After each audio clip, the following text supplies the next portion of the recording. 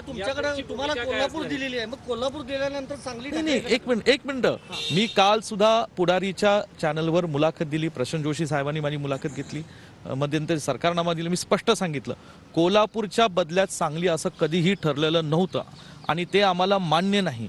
कोल्हापूरची जागा ही छत्रपती श्रीमंत शाहूजी महाराज हे ज्या पक्षातनं लढतील त्या पक्षाला ती जागा द्यावी असं राज्याच्या वरिष्ठ तिन्ही पक्षाच्या महाविकास आघाडीतल्या तिन्ही पक्षाच्या नेत्यांकडे ठरलं घेतलं होतं.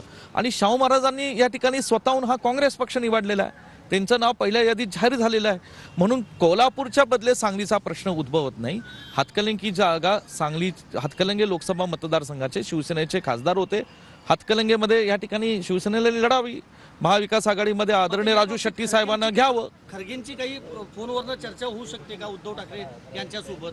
ती हे बघा आता नाही, खरगे साहेबांनी आम्हाला आश्वासित केलं आहे की या जागेबाबतीत निश्चित स्वरूपात ते पुन्हा एकदा काँग्रेस पक्षाच्या आमचे जे काही के.सी. वेणुगोपाल साहेब, मुकुल वासनिक, आदरणीय रमेश चन्नेतला जे असतील, बाळासाहेब थोरात, नाना पटोलेंशी बोलतील आणि शिवसेनेशी सुद्धा या बाबतीमध्ये लवकरात लवकर किंवा आजच कदाचित ते चर्चा पुन्हा करतील. हस्तक्षेप करतील या सगळ्यामध्ये सोनिया गांधी असो, राहुल गांधी हस्तक्षेप करतील का? तुम्ही त्यांची वेळ मागितली होती, वेळ मिळणार आहे का? नाही, एक मिनिट, आज CECची बैठक आहे. CECच्या बैठकीत मला सुद्धा दक्षिण भारताच्या 5 राज्यांची जबाबदारी दिली होती, तेलंगणा, कर्नाटका, तामिळनाडू, केरळ आणि पॉंडिचेरी. आणि ह्या ठिकाणी मी आज तिकडे बैठकीला जाणार आहे. मी तिथे माझ्या भावना राहुलजींपर्यंत पोहोचवलेल्या आहेत.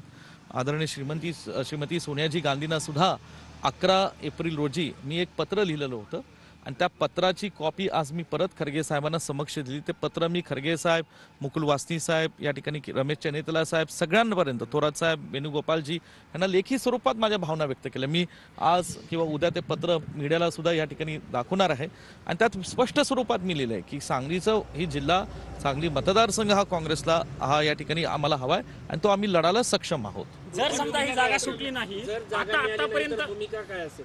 नाही, मला वाटतं तुम्ही उभे राहणार का? नाही, विषय नाही, माझा सांगली लोकसभा मतदारसंघाचा प्रश्न उद्भवत नाही. विशालची उमेदवारी मी आणि आमच्या सर्व सहकाऱ्यांनी निश्चित केलेली आहे. पक्षाने त्याला दुजोरा दिलेला आहे आणि एवढंच मी सांगू शकतो, जर तर मला आज चर्चा करायची नाही, आम्हाला खात्री आहे की काँग्रेस पक्षाच्या नेतृत्वाकडून ही जागा काँग्रेस पक्षाला या ठिकाणी मिळेल, दिली जाईल. आणि त्याचबरोबर शेवटचा पर्याय म्हणून जर काँग्रेस पक्षाकडून आम्ही मैत्रीपूर्ण लढत करायची असेल तर त्यालाही आम्ही तयार आहोत. नाही, जर काँग्रेस पक्षाच्या वरिष्ठांनी हा आदेश आम्हाला दिला तर आम्ही निश्चितपणे, विशाल पाटील इथं उमेदवार माझ्या समोर उभे आहेत, आम्ही त्यालाही तयार आहोत. जर काय जे ठरवतील पक्षाचा आदेश मिळाल्यानंतर जे काय योग्य असेल ते आम्ही निश्चितपणे करू. नाही, ती जर तरच्या चर्चा आज कशाला? ज्यावेळी जे होईल त्यावेळी आम्ही ठीक आहे, जिल्ह्यातले काँग्रेसचे कार्यकर्ते, विशाल पाटील इथे उमेदवार आहे, आम्ही एकत्रित बसून या ठिकाणी निर्णय घेऊ. महत्वाचा निर्णय होता महाविकास आघाडी होताना मेरिटवर उमेदवार ठरवला जाईल.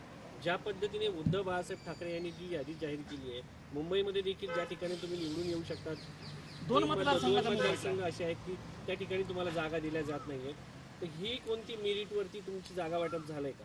नाही, मला नाही, एक मिनिट, मला एवढंच बोलायचं आहे की आम्ही सांगलीच्या जागेसाठी इथं आलेलो आहोत आणि मूळ प्रश्न आहेत की महाराष्ट्रातल्या जागे वाटपाबाबतीत महाराष्ट्रातले शिवसेनेचे आणि राष्ट्रवादीचे नेतेगण एकत्र बसत होते गेल्या 2-2.5 महिन्यापासून.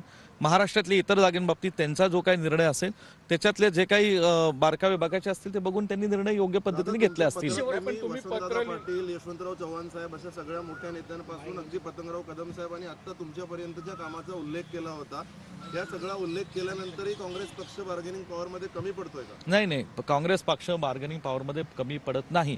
मी पुन्हा एकदा सांगू इच्छितो, सांगलीची जागा काँग्रेस पक्षाने सोडलेली नाही आणि या बाबतीमध्ये आज तुम्ही थोरात साहेबांचं वक्तव्य ऐकलं, विजय वडेट्टीवारांचं वक्तव्य ऐकतंय, नाना पटोले साहेब सुद्धा यावर वारंवार काँग्रेस पक्षाची ती जागा असं म्हणून सांगत आहेत आणि त्यासाठी मी आक्रमकपणे माझी भूमिका घेतलेली आहे.